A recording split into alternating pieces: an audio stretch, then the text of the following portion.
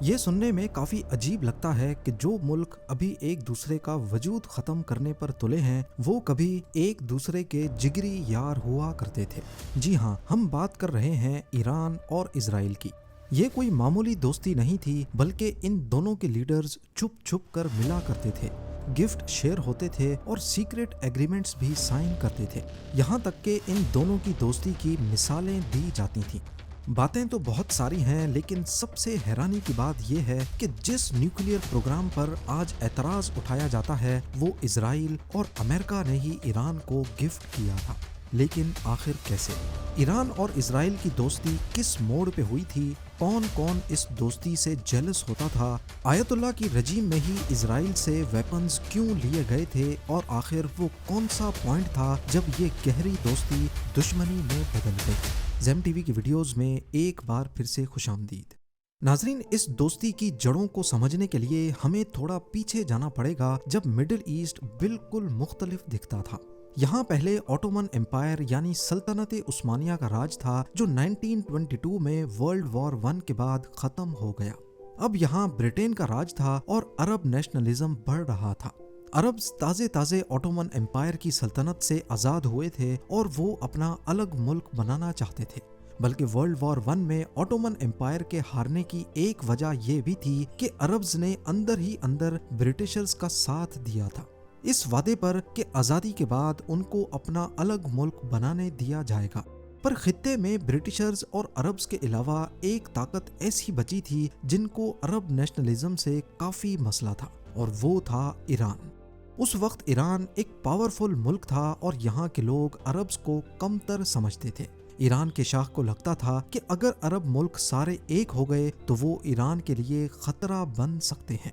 ایک تو Persian golf میں ایران کا ہولڈ ڈیوائیڈ ہو جائے گا، کیونکہ عربز نے پہلے سے ہی اس کو پرشین کے بجائے عریبین گلف کہنا شروع کر دیا تھا، اور دوسرا ایران میں میجورٹی شیعہ مسلمز تھے اور عربز سنی مسلمز۔ اگرچہ یہ دونوں مسلمان ہیں، لیکن ہسٹری میں دیکھا جائے تو ان دونوں کے درمیان ایک خاموش مقابلہ ہمیشہ سے رہا ہے کہ اسلام کو ریپرزینٹ کون کرے گا۔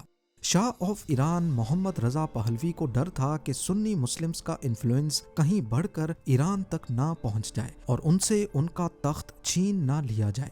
پر کون جانتا تھا کہ مڈل ایسٹ میں اکیلے پڑ جانے والے ایران کو ایک بہترین دوست ملنے والا ہے۔ پھر آیا ایئر 1948، وہ تاریخی سال جب یونائٹڈ نیشنز کے اعلان کے بعد جیوز کے ملک اسرائیل کا قیام ہوا۔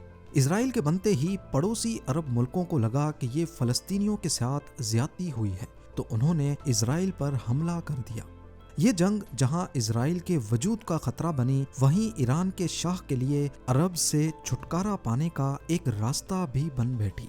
حقیقت میں ایران کو اسٹیٹ آف اسرائیل سے اتنا مسئلہ نہیں تھا جتنا عرب ملکوں کے بڑھتے ہوئے اثر سے تھا۔ یعنی جب عربز فلسطین کے حق کے لیے اسرائیل سے لڑ رہے تھے، ایران کا جھکاؤ اسرائیل کی طرف تھا۔ دوسری طرف اسرائیل بھی یہ محسوس کرنے لگا کہ اسے دشمن پڑوسیوں کے بیچ نان عرب دوستوں کی ضرورت ہے۔ اسی کے چلتے اسرائیل کے پہلے پرائم منسٹر ڈیوڈ بین گوریون نے ایک اسٹریٹجک پالیسی بنائی جسے پیریفیرل ڈاکٹرین کہا جاتا ہے۔ ان کا کہنا تھا کہ کیونکہ اسرائیل ایک چھوٹی سی اسٹیٹ ہے جو چاروں طرف عرب ملکوں سے گھری ہوئی ہے، تو ہمیں اپنے دشمنوں کے پڑوسیوں سے دوستی کرنی چاہیے، اور اس میپ پر عربز کا سب سے بڑا اور سب سے اہم پڑوسی تھا ایران۔ یہی وہ اسرائیلی پالیسی تھی جس نے ایران اور اسرائیل کے بیچ دوستی کی پہلی بنیاد رکھی۔ بین گوریون کی اس پالیسی کا سب سے پہلا سب سے بڑا نتیجہ 1950 میں سامنے آیا۔ ترکی کے بعد ایران دوسرا مسلم میجورٹی ملک تھا جس نے اسرائیل کو ڈیفیکٹو طور پر تسلیم کر لیا۔ ایران نے سوئٹزرلینڈ کی حکومت کے ذریعے اسرائیل کو ایک فارمل لیٹر بھیج کر نہ صرف انہیں ایکسیپٹ کیا بلکہ دوستی کی پیشکش بھی کی۔ یہ آفیشل ڈے جوری ریکگنیشن نہیں تھی، بلکہ ایک ایسا خفیہ ایگریمنٹ تھا جس کا سب کو معلوم تھا، یعنی کہ اوپن سیکرٹ۔ دنیا کو لگتا تھا کہ ایران اسرائیل کو نہیں مانتا، مگر حقیقت میں شاہ آف ایران نے اسرائیل کے مشن کو تہران میں کھلنے کی اجازت دے دی۔ تہران میں اسرائیل کا ایک بہت بڑا آفس کھولا گیا جو بالکل کسی ایمبیسی کی طرح کام کرتا تھا، مگر اس کے باہر نہ اسرائیل کا جھنڈا تھا اور نہ ایمبیسی کا ورڈ لکھا تھا۔ لوگ جانتے تھے کہ یہ اسرائیل کا مشن ہے، مگر آفیشل طور پر اسے اسرائیلی ٹریڈ آفس کہا جاتا تھا یا کبھی کبھار کچھ اور۔ ایران اور اسرائیل نے ایک دوسرے کا کتنا اور کس کس موقع پر ساتھ دیا، یہ جاننے سے پہلے سمجھتے ہیں کہ آخر شاہ آف ایران نے ایک مسلم ملک ہوتے ہوئے اسرائیل کا ساتھ کیوں دیا۔ اس کے پیچھے 3 بڑے ریزنز تھے۔ شاہ اپنی مونارکی کو مضبوط کرنا چاہتے تھے اور ایران کو ایک ماڈرن پاورفل انڈسٹریل اسٹیٹ بنانا چاہتے تھے۔ اس کے لیے انہیں جدید ٹیکنالوجی اور ذہانت کی ضرورت تھی جو کہ اسرائیل دے سکتا تھا۔ دوسرا، ایران کے شاہ کو ایجپٹ کے جمال عبد الناصر سے ڈر لگتا تھا جو عرب نیشنلزم کا پرچم لہرا رہے تھے۔ شاہ کو لگا کہ ان کا اگلا نشانہ ایران ہو سکتا ہے۔ اس ڈر نے انہیں اسرائیل کی طرف جھکنے پر مجبور کر دیا۔ پر سب سے اہم وجہ تھی شاہ آف ایران کا امریکہ کے بہت قریب ہونا۔ 1953 میں ایران کے پرائم منسٹر موسادیق نے شاہ کی پاورز کم کرنے کی کوشش کی تھی، لیکن امریکہ نے ہی CIA کے ذریعے شاہ کی مدد کی اور ان کے تخت کو بچا لیا۔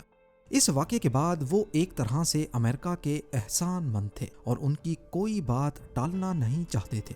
امریکہ بھی یہی چاہتا تھا کہ ایران اور اسرائیل آپس میں دوست بن کر رہیں۔ شاہ کو اپنی عوام سے اتنا ڈر تھا کہ انہوں نے ایک خفیہ پولیس بھی بنائی جس کا نام ساوک رکھا گیا۔ اس پولیس کا کام ان لوگوں کو پکڑنا یا ختم کرنا تھا جو شاہ کے خلاف بولتے تھے۔ اور آپ کو یہ بات جان کر حیرت ہوگی کہ ساوک کو ٹریننگ دینے کے لیے اسرائیل نے موساد کے ایجنٹس کو ٹاسک دیا تھا۔ موساد نے ہی ساوک کو ٹریننگ دی کہ لوگوں پر کیسے نظر رکھنی ہے اور انٹروگیشن کیسے کرنی ہے۔ ساوک اور موساد کے بیچ انٹیلیجنس شیئرنگ روٹین کا معمول تھی۔ یہ دونوں ایجنسیز مل کر کمیونزم اور عرب ملیٹنٹ گروپس کو ٹارگٹ کرتی تھیں۔ نہ صرف اتنا، ایرانین ایئر فورس کے پائلٹس کو اسرائیل میں ٹریننگ بھی ملتی تھی۔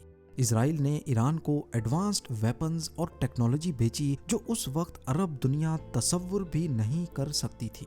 دونوں ملکوں نے مل کر میزائل ٹیکنالوجی پر بھی کام کیا اور نیوکلیئر ویپنز کی ٹیکنالوجی پر ریسرچ کے ایگریمنٹس بھی کیے۔ ایران کا وہ نیوکلیئر پروگرام جس کے پیچھے آج امریکہ اور اسرائیل پڑے ہیں، یہ اصل میں ان کی مدد سے ہی شروع کروایا گیا تھا۔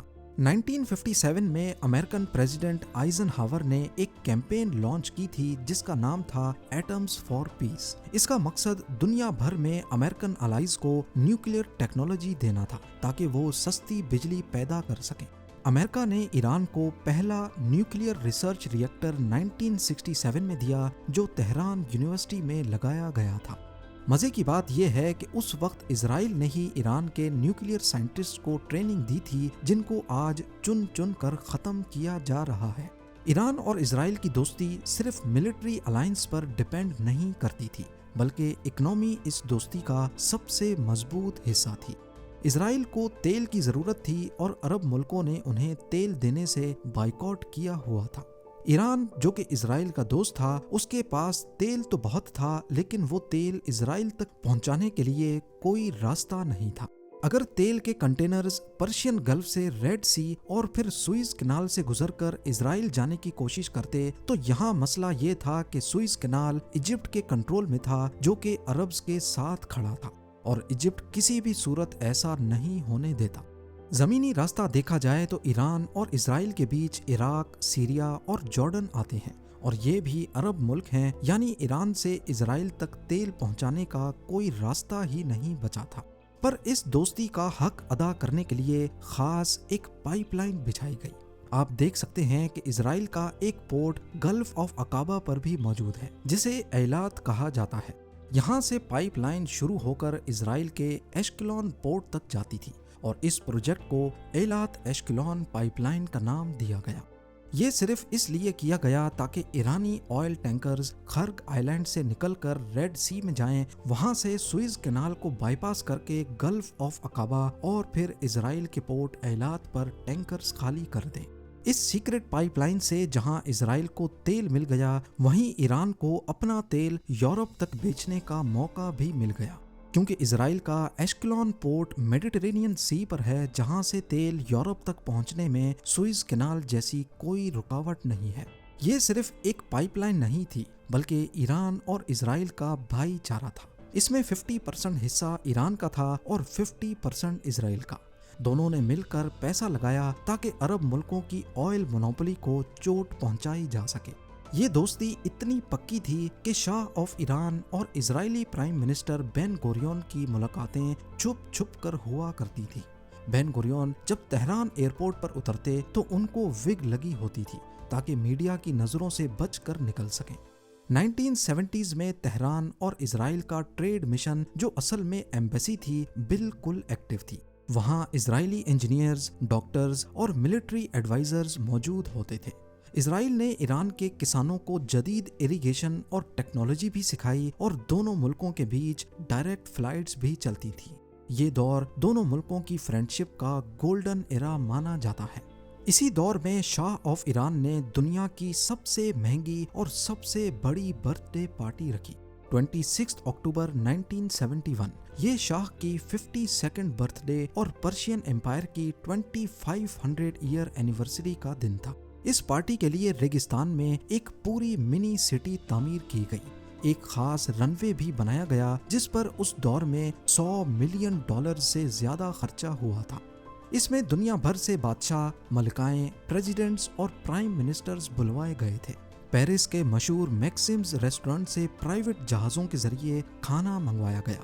اس پارٹی میں اسرائیلی پرائم منسٹر کو نہیں بلوایا گیا تاکہ یہ دوستی سیکرٹ ہی رہے۔ حالانکہ اسرائیلی لیڈرز اسٹیج پر نہیں تھے، لیکن اسرائیل کی خفیہ ایجنسی موساد نے شاہ کی سیکیورٹی ٹیم کے ساتھ مل کر اس پارٹی کی حفاظت کا سارا پلان بنایا تاکہ کوئی حملہ نہ ہو سکے۔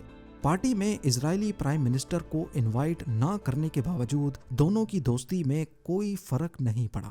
اگلے کچھ سالوں تک یہ دوستی ایسے ہی چلتی رہی، لیکن آخر کار وہ دن آ گیا جب ایران اور اسرائیل کی دوستی دشمنی میں بدل گئی۔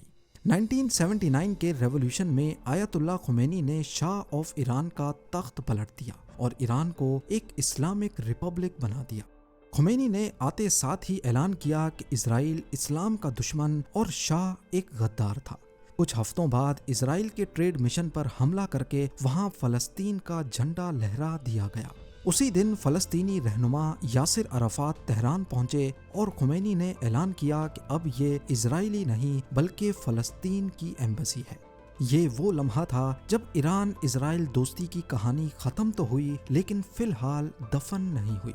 اسلامی انقلاب کے بعد کہانی میں ایک دلچسپ موڑ آتا ہے۔ 1 سال بعد جب ایران اور عراق کی جنگ شروع ہوئی تو اس موقع پر ایران کو ہتھیاروں کی سخت ضرورت پڑ گئی، اور تب ایک بار پھر ضرورت نے ان دونوں کو دوبارہ ملا دیا۔ اسرائیل نے اس موقع پر ایران کی مدد کی اور خفیہ طور پر انہیں ویپنز سپلائی کیے۔ خمینی کی سربراہی میں چلنے والی یہ جنگ 8 سالوں تک چلتی رہی اور ویپنز اسرائیل سے آتے رہے۔ اس میں اسرائیل کا فائدہ یہ تھا کہ وہ ایران کو ویپنز سپلائی کر کے اپنے پڑوسی عرب ملک عراق کو کمزور کرنا چاہتا تھا۔ اسلامک ریولوشن کے بعد ایران نے بھی پرانے شاہ کی ساری چیزیں ختم کر دی، جیسے ساوک پولیس، آئل پائپ لائن اور اسرائیلی ٹریڈ مشن بھی۔ پر ایک چیز جو ایران کو اسرائیل اور امریکہ نے گفٹ کی تھی وہ خمینی نے دوبارہ کھول دی، اور وہ تھا ایران کا نیوکلیئر پروگرام۔